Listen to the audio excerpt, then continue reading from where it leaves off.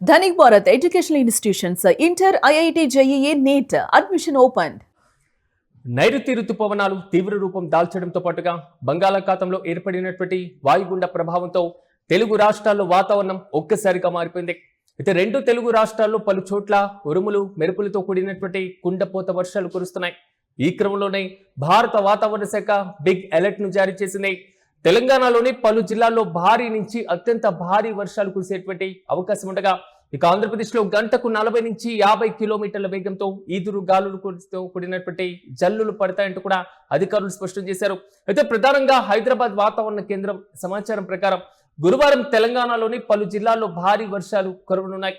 ఈ నేపథ్యంలో ఆదిలాబాద్, కొమరం భీం, ఆసిఫాబాద్, మంచిర్యాల, నిర్మల్, నిజామాబాద్, వికారాబాద్ జిల్లాలతో పాటుగా సంగారెడ్డి, మెదక్, కామారెడ్డి జిల్లాలకు వాతావరణ శాఖ ఆరెంజ్ అలర్ట్ ను జారీ చేసింది. ఇక జగిత్యాల, రాజన్న సిరిసిల్ల, కరీంనగర్, పెద్దపల్లి, జయశంకర్ భూపాలపల్లి, ములుగు జిల్లాలకు ఎల్లో అలర్ట్ ను జారీ చేశారు. ఇక రాజధాని హైదరాబాద్ లో మాత్రం ఆకాశం మేఘావృతమై ఉండే మోస్తరు వర్షాలు పడేటువంటి అవకాశాలు కనబడుతున్నాయి.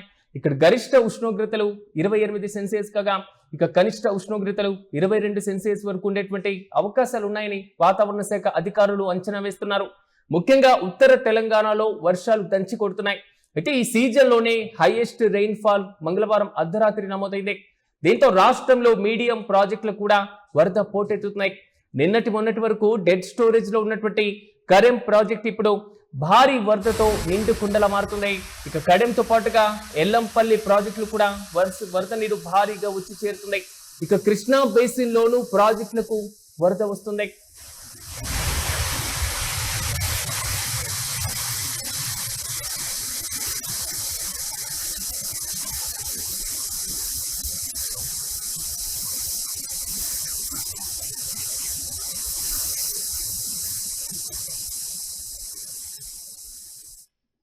అయితే నిన్న 2-3 రోజుల నుంచి పడుతున్నటువంటి భారీ వర్షాల కారణంగా రాష్ట్రంలో ఉన్నటువంటి చిన్న ప్రాజెక్టులన్నీ కూడా అంటే డెడ్ స్టోరేజ్ కి వెళ్ళినటువంటి ప్రాజెక్టులన్నీ కూడా ఇప్పుడు నిండు కుండలా కనబడుతున్నటువంటి వైనాన్ని మనం చూస్తున్నాం. తాజా వర్షాలతో ఇన్నాళ్ళు లోటులో ఉన్నటువంటి వర్షపాతం సాధారణ స్థాయికి చేరుకుంది. ఇక గురువారం కూడా రాష్ట్రంలో అతి భారీ వర్షాలు పడతాయని వాతావరణ శాఖ అధికారులు వెల్లడిస్తున్నారు. ఉత్తర తెలంగాణ జిల్లాలకు ఆరెంజ్ అలర్ట్ ను కూడా జారీ చేయడం జరిగింది. ఇక ఉత్తర తెలంగాణలో ఉన్న భారీ స్థాయిలో కుండపోత వర్షాలు కూడా నమోదయ్యేటువంటి అవకాశాలు కనబడుతున్నాయి. ఇక ములుగుతో పాటుగా జయశంకర్ భూపాలపల్లి, పెద్దపల్లి, మంచిర్యాల, జగిత్యాల, నిర్మల్, నిజామాబాద్ జిల్లాలతో భారీ వర్షాలు పడేటువంటి అవకాశంతో పాటుగా కామారెడ్డి, రాజన్న సిరిసిల్ల, కొమరం భీం, ఆసిఫాబాద్, ఆదిలాబాద్, సంగారెడ్డి జిల్లాలో వర్షం దంచి కొట్టబోతుంది. అయితే ప్రాజెక్టులకు వరద కూడా భారీగానే చేరుతున్నటువంటి వైనాన్ని మనం చూస్తున్నాం. ముఖ్యంగా మొన్నటి దాకా స్తబ్దుగా ఉన్నటువంటి గోదావరి బేసిన్ లో వరద ఒక్కసారిగా పోటెత్తుతున్నాయి. ఇక ఎల్లంపల్లి ప్రాజెక్టు క్యాచ్మెంట్ లో కురుస్తున్నటువంటి వర్షాలకు 74,643 క్యూసెక్కుల వరద వచ్చి చేరుతున్నాయి. ఇక కడెంకు 21,000 క్యూసెక్కులు, శ్రీరామ్ సాగర్ కు 3,500 క్యూసెక్కుల నీళ్లు చేరుతున్నాయి. ఇటు కృష్ణాలోను వరద ప్రవాహాలు క్రమంగా పెరుగుతున్నాయి. జూరాల, నారాయణపూర్ నుంచి 32,500 క్యూసెక్కుల వరద వస్తుండగా ఇక నెట్టెంపాడు, భీమా, కోయిల్ సాగర్ లిఫ్టుల నుంచి దాదాపు 3,000 క్యూసెక్కుల వరకు ఎత్తిపోస్తున్నారు. ఇక విద్యుత్ ఉత్పత్తి ద్వారా 35,913 క్యూసెక్కులను కూడా విడుదల చేస్తున్నారు. దీంతో శ్రీశైలం ప్రాజెక్టుకు 18,000 క్యూసెక్కుల వరద కూడా చేరుతుంది. ఇక ఆల్మట్టికి దాదాపు 68,525 క్యూసెక్కుల ఇన్ఫ్లో ఉండగా గేట్ల ద్వారా దిగువకు 23,400 విద్యుత్ ఉత్పత్తి ద్వారా 40,000 క్యూసెక్కులను కూడా విడుదల చేస్తున్నారు. ఇక నారాయణపూర్కు 62,171 క్యూసెక్కులు వరద వస్తుండగా గేట్ల ద్వారా దాదాపు 70,000 క్యూసెక్కులను విడుదల చేస్తున్నారు. ఇక భద్రాచలం, మన్యంలో విస్తారంగా వర్షాలు కురుస్తుండటంతో చర్లా మండలంలోని తాలిపేరు ప్రాజెక్టుకు భారీగా వరద నీరు చేరుతుంది. 17 గేట్లను 2 అడుగుల మేర ఎత్తి 79,017 క్యూసెక్కుల నీటిని గోదావరిలోకి వదులుతున్నారు. ఇక నిర్మల్ జిల్లా కడెం ప్రాజెక్టులోకి ఎగువ నుంచి భారీగా వరద వచ్చి చేరుతుంది. ఎగువ నుంచి 21,000 క్యూసెక్కుల ఇన్ఫ్లో కూడా వచ్చి చేరుతుంది. అయితే ప్రాజెక్టు గరిష్ట నీటి మట్టం 700 అడుగులు కాగా ప్రస్తుతం 685.275 అడుగులకు నీటి మట్టం చేరుకుంది. దీంతో కడెం ప్రాజెక్టు పరివాహక గ్రామాల ప్రజలను అధికారులు అప్రమత్తం చేస్తున్నారు. ఇక నది పరివాహక ప్రాంతంలోకి ఎవరూ రావద్దని, పశువులను వదలవద్దంటూ కూడా అధికారులు సూచించారు.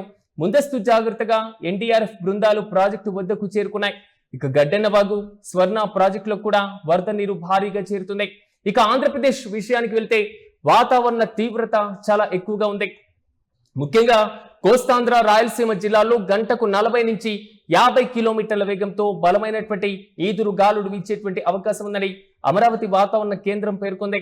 ముఖ్యంగా పోలవరం, పశ్చిమ గోదావరి, ఏలూరు జిల్లాల్లో మోస్తరు వర్షాలు, అలాగే శ్రీకాకుళం, పార్వతీపురం మన్యం, అల్లూరి సీతారామరాజు, కాకినాడ, డాక్టర్ బిఆర్ అంబేద్కర్, కోనసీమ జిల్లాలతో పాటుగా గుంటూరు, కృష్ణా జిల్లాల్లో తేలికపాటి నుంచి మోస్తరు వర్షాలు పడతాయని తెలిపింది. ఇక పిడుగులు పడేటువంటి ముప్పు ఉన్నందున ప్రజలు అత్యంత జాగ్రత్తగా ఉండాలని ఆంధ్రప్రదేశ్ విపత్తు నిర్వహణ సంస్థ మేనేజింగ్ డైరెక్టర్ ప్రఖర్ జైన్ కూడా సూచించారు. అయితే వర్షం తీవ్రంగా ఉంటుంది కాబట్టి ఇదే అంశాన్ని తెలియజేసేందుకు IMD 5 కేటగిరీలను కూడా 4 రంగుల హెచ్చరికలను కూడా జారీ చేసింది. ప్రధానంగా ప్రతిసారి మనం చూస్తూ ఉంటాం రెడ్ అలర్ట్ ను, ఆరెంజ్ అలర్ట్ ను, ఎల్లో అలర్ట్, అదేవిధంగా గ్రీన్ అలర్ట్ ను ఉపయోగిస్తూ ఉంటారు. 2.5 నుంచి 15.5 మిల్లీమీటర్ల కంటే తేలికపాటి లేదా 15.6 నుంచి 64.4 మిల్లీమీటర్లు ఉంటే మోస్తరుగా, ఇక 64.5 నుంచి 115.5 మిల్లీమీటర్లు ఉంటే భారీగా, 115.6 నుంచి 204.4 మిల్లీమీటర్లు ఉంటే అతి భారీ వర్షాలుగా నమోదవుతూ ఉంటాయి. ఇక 204.5 మిల్లీమీటర్లు దాటితే మాత్రం అత్యంత భారీ వర్షంగా వాతావరణ శాఖ అధికారులు పరిగణిస్తూ ఉంటారు.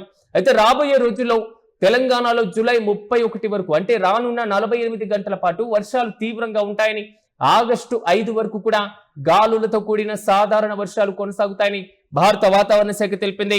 ఈ నేపథ్యంలో ప్రజలు అప్రమత్తంగా ఉండాలని, ఇక ఆంధ్రప్రదేశ్ లో అయితే ఆగస్టు 3, 4 తేదీలో వర్షాలు పడేటువంటి అవకాశం ఉందని వాతావరణ శాఖ తెలిపింది. ప్రధానంగా ఉత్తరాంధ్రతో పాటుగా కోస్తాంధ్ర జిల్లాలు విశాఖపట్నం, అనకాపల్లి, బాపట్ల, ఉమ్మడి గోదావరి జిల్లాలో తేలికపాటి నుంచి మోస్తరు వర్షాలు పడేటువంటి ఛాన్సెస్ కూడా కనబడుతున్నాయి. ఇక రాయలసీమలో అయితే కర్నూలు, అనంతపురం, ఉమ్మడి వైఎస్ఆర్ జిల్లాలో కొన్ని చోట్ల అడపాదడపా వర్షాలు ఉండేటువంటి అవకాశాలు ఉంటాయి. అయితే సముద్ర ప్రభావిత ప్రాంతాల ప్రజలు మాత్రం తగు జాగ్రత్తలు పాటించాలని, మత్స్యకారులు వేటకు వెళ్లవద్దంటూ కూడా సూచించేటువంటి అవకాశాలు అయితే చాలా స్పష్టంగా కనబడుతున్నాయి. అత్యవసరమైతే తప్ప బయటికి రావద్దంటూ కూడా అధికారులు హెచ్చరిస్తున్నారు. భారీ వర్షాలు, ఈదురు గాలుల సమయంలో ప్రజలు బయటికి రాకపోవడమే మంచిదిగా చూడాలి. ప్రధానంగా ప్రయాణాలు చేసేటప్పుడు మాత్రం చెట్లు, అదేవిధంగా పాత గోడలు, శిథిల వ్యవస్థకు చేరినటువంటి భవనాలు, భారీ హోర్డింగ్ల కింద నిలబడకుండా తెగిపడినటువంటి విద్యుత్ తీగలకు దూరంగా ఉండాలంటూ కూడా అధికారులు హెచ్చరిస్తున్నారు. ప్రధానంగా విరిగిపడినటువంటి చెట్లు, తేమ ఉన్నటువంటి విద్యుత్ స్తంభాలు, తెగిపడినటువంటి కరెంటు వైర్లకు మాత్రం సాధ్యమైనంత త్వరగా దూరంగా ఉండాలి. లోతట్టు ప్రాంతాల ప్రజలు కూడా అప్రమత్తంగా ఉండాలని వాతావరణ శాఖ హెచ్చరిస్తున్నాయి. ఇప్పటికే బంగాళాఖాతంలో ఏర్పడినటువంటి ఈ వాయుగుండం కారణంగా ఉభయ తెలుగు రాష్ట్రాల్లో మాత్రం భారీ వర్షాలు నమోదయ్యేటువంటి అవకాశాలు అయితే చాలా స్పష్టంగా కనబడుతున్నాయి. అయితే నిన్న రాత్రి కురిసినటువంటి భారీ వర్షానికి భాగ్యనగర్, హైదరాబాద్ మొత్తం కూడా తడిసి ముద్దవుతుంది. నిన్న 2 రోజుల నుంచి దాదాపు 48 గంటల నుంచి మోస్తరు నుంచి సాధారణమైనటువంటి వర్షపాతం నిరంతరాయంగా కొన్ని ప్రాంతాల్లో కనబడుతూనే ఉంది. ప్రధానంగా నారాయణగూడతో పాటుగా హైదరాబాద్ లో ఉన్నటువంటి పలు కీలకమైనటువంటి ఏరియాల్లో కూడా లోతట్టు ప్రాంతాలన్నీ కూడా నీట మునుగుతున్నాయి. అయితే బంగాళాఖాతంలో ఏర్పడినటువంటి ఈ వాయుగుండం కారణంగానే 2 తెలుగు రాష్ట్రాల్లో భారీ వర్షాలకు సంబంధించినటువంటి హెచ్చరికలను కూడా భారత వాతావరణ శాఖ హెచ్చరించింది. ప్రధానంగా ప్రజలు తగు జాగ్రత్తలు పాటించాలంటూ కూడా వాతావరణ శాఖ హెచ్చరించింది.